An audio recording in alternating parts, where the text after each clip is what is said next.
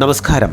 ലോകം ഇന്നുവരെ കണ്ടിട്ടില്ലാത്ത തരത്തിലുള്ള ഒരു സൈനിക നീക്കത്തിലൂടെയാണ് വെനസ്വേലയുടെ പ്രസിഡന്റ് നിക്കോളാസ് മദൂറോയെ അമേരിക്കൻ ഡെൽറ്റ ഫോഴ്സ് പിടികൂടിയത്. ഇതിൻ്റെ പിന്നാമ്പുറ കഥകൾ ഏതൊരു ഹോളിവുഡ് സിനിമയെയും വെല്ലുന്നതാണ്. അർദ്ധരാത്രി 1 മണിയോടെ വെനസ്വേലൻ തലസ്ഥാനമായ കരാക്കസിൻ്റെ ആകാശം പെട്ടെന്ന് നിശബ്ദമായി. അമേരിക്കയുടെ അതിനൂതനമായ സൈബർ സാങ്കേതികവിദ്യ ഉപയോഗിച്ച് നഗരത്തിലെ വൈദ്യുതി ബന്ധങ്ങളും സിഗ്നലുകളും നിശ്ചലമാക്കി. മിനിറ്റുകൾക്കുള്ളിൽ ശബ്ദമില്ലാതെ പറക്കുന്ന ബ്ലാക്ക് ഹോക്ക് ഹെലികോപ്റ്ററുകളിൽ നിന്ന് അമേരിക്കയുടെ ഡെൽറ്റ ഫോഴ്സ് മദൂറോയുടെ കൊട്ടാരത്തിന് മുകളിൽ ഇറങ്ങി. മദൂറോയും ഭാര്യയും ഉറങ്ങിക്കിടക്കുമ്പോഴാണ് മിന്നൽ വേഗത്തിലുള്ള ആക്രമണം നടന്നത്. അതീവ സുരക്ഷിതമായ ബങ്കറിനുള്ളിലേക്ക് മാറാൻ ശ്രമിക്കുന്നതിനിടെയാണ് മദൂറോയെ സൈന്യം വളഞ്ഞത്. ലോകത്തിനു മുന്നിൽ ഗർജിച്ചിരുന്ന ആ ഭരണാധികാരിയെ കൈവിലങ്ങണിയിച്ച് തലയിൽ കറുത്ത തുണിയിട്ട് ഒരു സാധാരണ കുറ്റവാളിയെപ്പോലെ വലിച്ചിഴച്ചാണ് സൈന്യം കൊണ്ടുപോയത്. വെനസ്വേലയുടെ സൈന്യം പ്രതിരോധിക്കാൻ ഓടിയെത്തുന്നതിന് മുൻപേ മദൂറോ അമേരിക്കയുടെ തടവിലായി കഴിഞ്ഞിരുന്നു. പിടികൂടിയ മദൂറോയെ നേരെ എത്തിച്ചത് കരീബിയൻ കടലിൽ നങ്കൂരമിട്ടിരുന്ന USS ലിവോ ജിമോ എന്ന ബ്രഹ്മാണ്ഡ യുദ്ധക്കപ്പലിലേക്കാണ്. മദൂറോയെ പിടിച്ചത് വെറും മയക്കുമരുന്ന് കേസിൻ്റെ പേരിലല്ല, മറിച്ച് വെനസ്വേലയിലെ ലോകത്തിലെ തന്നെ ഏറ്റവും വലിയ എണ്ണ നിക്ഷേപത്തിന് മേൽ അമേരിക്കയ്ക്ക് കണ്ണുള്ളത് കൊണ്ടാണെന്ന് പലരും ആരോപിക്കുന്നു. ഇനി വെനസ്വേല അമേരിക്ക ഭരിക്കും എന്ന ട്രംപിൻ്റെ പ്രഖ്യാപനം ആഗോള രാഷ്ട്രീയത്തിൽ ഒരു വലിയ കൊടുങ്കാറ്റാണ് സൃഷ്ടിച്ചിരിക്കുന്നത്.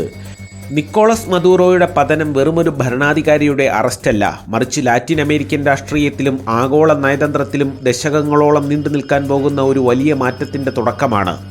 അമേരിക്ക ഈസ് ബാക്ക് എന്ന സന്ദേശമാണ് ഡൊണാൾഡ് ട്രംപ് ഈ നീക്കത്തിലൂടെ ലോകത്തിന് നൽകുന്നത്. മറ്റൊരു പരമാധികാര രാജ്യത്തിൻ്റെ പ്രസിഡന്റിനെ സ്വന്തം രാജ്യത്ത് കയറി പിടികൂടുക വഴി അമേരിക്കൻ താൽപ്പര്യങ്ങളെ എതിർക്കുന്ന ഏത് ഭരണാധികാരിക്കും ഈ ഗതി വരാമെന്ന മുന്നറിയിപ്പാണ് നൽകിയിരിക്കുന്നത്.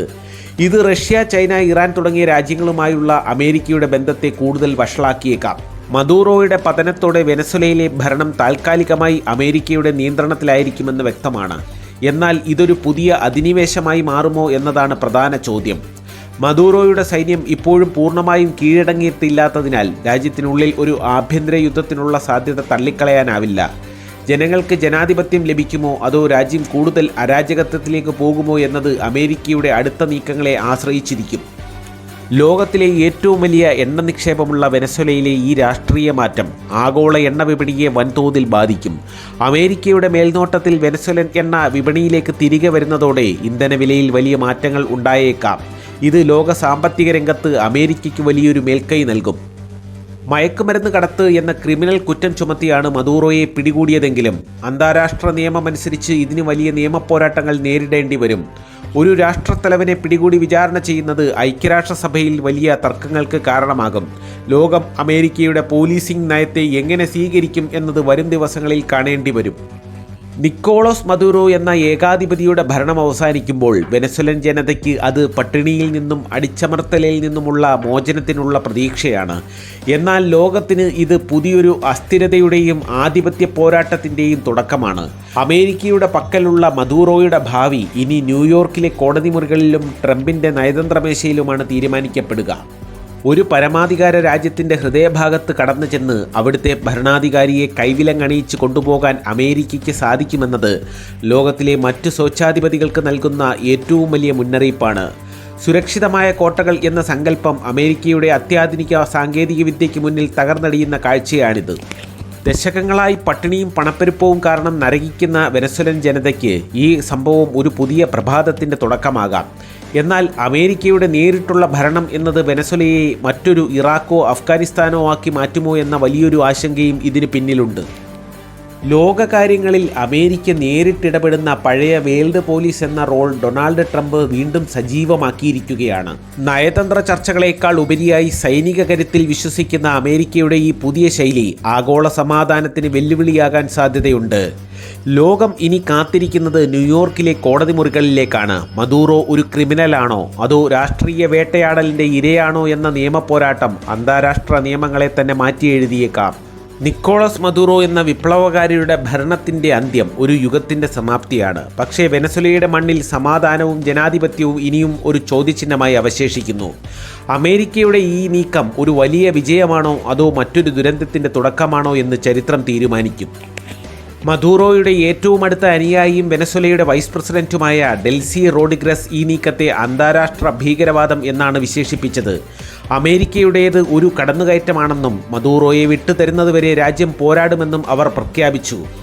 ഭരണഘടന അനുസരിച്ച് രാജ്യത്തിൻ്റെ ചുമതലക്കാരൻ എന്ന് അവർ അവകാശപ്പെടുന്നുണ്ടെങ്കിലും സൈന്യത്തിൻ്റെ പൂർണ്ണ പിന്തുണ ഉറപ്പാക്കാൻ അവർ ശ്രമിച്ചുകൊണ്ടിരിക്കുകയാണ്. വെനസ്വേലയുടെ സൈനിക മേധാവി വ്ളാഡിമിർ പാട്രിനോ ലോപ്പസ് ഒരു വീഡിയോ സന്ദേശത്തിലൂടെ പ്രതികരിച്ചത് അമേരിക്കയുടേത് ഒരു ഭീരുത്വപരമായ തട്ടിക്കൊണ്ടുപോകൽ ആണെന്നാണ്. വെനസ്വേലൻ സൈന്യം ഇപ്പോഴും മദൂറോയോട് വിശ്വസ്തത പുലർത്തുന്നുണ്ടെന്നും ഏത് ആക്രമണത്തെയും പ്രതിരോധിക്കാൻ തയ്യാറാണെന്നും അദ്ദേഹം അറിയിച്ചു. എങ്കിലും അമേരിക്കയുടെ മിന്നൽ നീക്കത്തിൽ സൈന്യത്തിൻ്റെ പ്രതിരോധം തകർന്നത് വലിയൊരു തിരിച്ചടിയായിട്ടാണ് ഇവർ കാണുന്നത്. വെനസ്വേലയിലെ പല പ്രതിപക്ഷ നേതാക്കളും അമേരിക്കയുടെ നീക്കത്തെ സ്വാഗതം ചെയ്ത് തെരുവിൽ ആഘോഷങ്ങൾ സംഘടിപ്പിച്ചു. എങ്കിലും മദൂറോയുടെ അറസ്റ്റിനെ പ്രതിപക്ഷം രണ്ട് രീതിയിലാണ് കാണുന്നത്. വെനസ്വേലയിൽ ജനാധിപത്യം പുനഃസ്ഥാപിക്കാനുള്ള വലിയൊരു അവസരമാണിതെങ്കിലും ഒരു വിദേശ രാജ്യം ഭരണം നേരിട്ട് ഏറ്റെടുക്കുന്നതിനോട് പ്രതിപക്ഷത്തെ വലിയൊരു വിഭാഗത്തിനും യോജിപ്പില്ല. വെനസ്വേലയിലെ ജനങ്ങൾ ഇപ്പോൾ രണ്ട് തട്ടിലാണ്. മദൂറോയുടെ ഭരണത്തിൽ പീഡനമനുഭവിച്ച ഭൂരിഭാഗം ജനങ്ങളും തെരുവിലിറങ്ങി ആഘോഷിക്കുന്നുണ്ട്. മധുരം വിതരണം ചെയ്തും അമേരിക്കൻ പതാകകൾ വീശിയും അവർ ഈ മാറ്റത്തെ സ്വാഗതം ചെയ്യുന്നു. എന്നാൽ മദൂറോയുടെ വിശ്വസ്തരായ സായുധ സംഘങ്ങൾ തെരുവുകളിൽ ആക്രമണം അഴിച്ചുവിടാൻ സാധ്യതയുള്ളതിനാൽ ജനങ്ങൾ കടുത്ത ഭീതിയിലുമാണ്. അമേരിക്കൻ സൈന്യം കാരക്കാസിലെ പ്രധാന സർക്കാർ സ്ഥാപനങ്ങൾ, എയർപോർട്ടുകൾ, എണ്ണ ശുദ്ധീകരണശാലകൾ എന്നിവയുടെ നിയന്ത്രണം ഏറ്റെടുക്കാൻ ശ്രമിക്കുന്നു. നഗരത്തിൻ്റെ പല ഭാഗങ്ങളിലും കർഫ്യൂ പ്രഖ്യാപിച്ചിരിക്കുകയാണ്. ആകാശത്ത് US യുദ്ധവിമാനങ്ങളും ഹെലികോപ്റ്ററുകളും വട്ടമിട്ട് പറക്കുന്നത് സാധാരണക്കാരെ സംബന്ധിച്ചിടത്തോളം യുദ്ധകാല അന്തരീക്ഷമാണ് സൃഷ്ടിച്ചിരിക്കുന്നത്. അമേരിക്കൻ ആക്രമണത്തിൽ തകർന്ന ഇൻ്റർനെറ്റ്, ടെലിഫോൺ ബന്ധങ്ങൾ പലയിടത്തും ഭാഗികമായി മാത്രമേ പുനഃസ്ഥാപിച്ചിട്ടുള്ളൂ. TV ചാനലുകളിൽ പലതും സംപ്രേഷണം നിർത്തിവെച്ചു കഴിഞ്ഞു. വിദേശ മാധ്യമങ്ങൾക്കും കർശന നിയന്ത്രണങ്ങളുണ്ട്. തങ്ങളുടെ പ്രിയപ്പെട്ടവർ എവിടെയാണെന്ന് പോലും അറിയാൻ കഴിയാത്ത അവസ്ഥയിലാണ് ഇപ്പോൾ പലരും. ഭരണമാറ്റത്തിൻ്റെ പശ്ചാത്തലത്തിൽ കടകമ്പോളങ്ങൾ ഭൂരിഭാഗവും അടഞ്ഞുകിടക്കുകയാണ്. ഭക്ഷ്യസാധനങ്ങൾക്കായി ജനങ്ങൾ തെരുവിൽ നെട്ടോട്ടമോടുന്നു. ലോകത്തിലെ ഏറ്റവും വലിയ എണ്ണ നിക്ഷേപമുള്ള രാജ്യമാണെങ്കിലും നിലവിലെ സംഘർഷം കാരണം പെട്രോൾ പമ്പുകൾക്ക് മുന്നിൽ കിലോമീറ്ററുകളോളം നീളുന്ന ക്യൂ കാണാം. വരും ദിവസങ്ങളിൽ പട്ടിണി രൂക്ഷമാകുമോ എന്ന ആശങ്കയിലാണ് സാധാരണക്കാർ. ആക്രമണം ഭയന്ന് ആയിരക്കണക്കിന് ആളുകൾ അയൽ രാജ്യങ്ങളായ കൊളംബിയയിലേക്കും ബ്രസീലിലേക്കും അതിർത്തി കടക്കാൻ ശ്രമിക്കുന്നുണ്ട്. എന്നാൽ അതിർത്തികൾ പലതും സൈന്യം അടച്ചിട്ടിരിക്കുകയാണ്. ഇത്രയൊക്കെ ബുദ്ധിമുട്ടുകൾക്കിടയിലും പണപ്പെരുപ്പം കാരണം ഒരു മുട്ട വാങ്ങാൻ പോലും കിലോ കണക്കിന് പണം നൽകേണ്ടി വരുന്ന അവസ്ഥയ്ക്ക് ഒരു മാറ്റമുണ്ടാകുമെന്നും വെനസ്വേലയുടെ സമ്പദ് വ്യവസ്ഥ തിരിച്ചു വരുമെന്നും ഒരു വലിയ വിഭാഗം ജനങ്ങളും വിശ്വസിക്കുന്നു. അമേരിക്കയുടെ ഇടപെടൽ തങ്ങളുടെ ജീവിതത്തിൽ സമാധാനം കൊണ്ടുവരുമെന്നാണ് ഇവരുടെ പ്രതീക്ഷ.